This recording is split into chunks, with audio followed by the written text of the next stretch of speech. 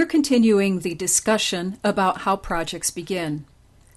Typically, projects begin via business needs and market demand.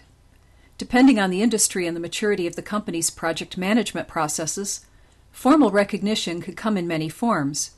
It could range from a high-level executive declaring that a project should start immediately, to a more formal process where departments submit their requests for projects in writing and include them into the budgeting process for the following year.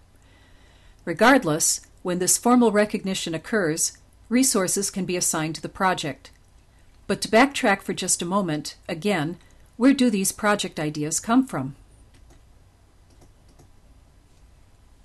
To this point, I have not referred to the project management body of knowledge, or better known as the PMBOK. The PMBOK is a guide that is published by PMI, and it lays the groundwork for the project management disciplines that we are reviewing. At times, I'll refer to the PMBOK to reinforce a topic or information that you should be very familiar with. As an example, per the PMBOK, there are 6 ways in which a project might be generated. They're called needs and demands, and they are as follows. Market demand, which is recognition that a new product or service may be successful in the marketplace. Business need, service or support upgrades. A customer request, this could be for both internal or external customers.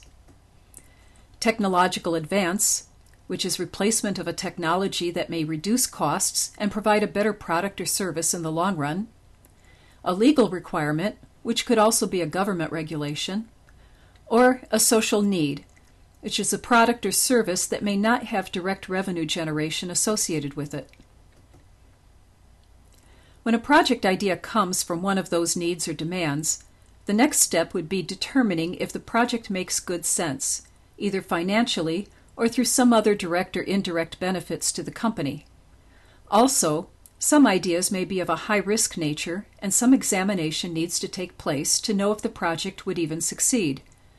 Also, the anticipated result, the product or service, may need to be examined to determine if it fits into the company's strategic direction or whether it would succeed in the market. Getting the answers to these questions is an activity known as a feasibility study. A feasibility study may be conducted by a specific group of people who are not part of the eventual project team. It may be a team of people from the PMO who perform the tasks of documenting the costs and benefits and procuring the forecasts for revenue, or it may be members of various departments, for example, finance and marketing, who perform the study and submit their conclusions for approval. To help set a baseline of what the project is all about, the project charter will document the business needs or whatever the driver was that spawned the idea for the project and its general justification. This will also involve documenting some of the key requirements and a description of the product, service, or result that the project is intended to produce. There should be a clear link between the project results and the requirements.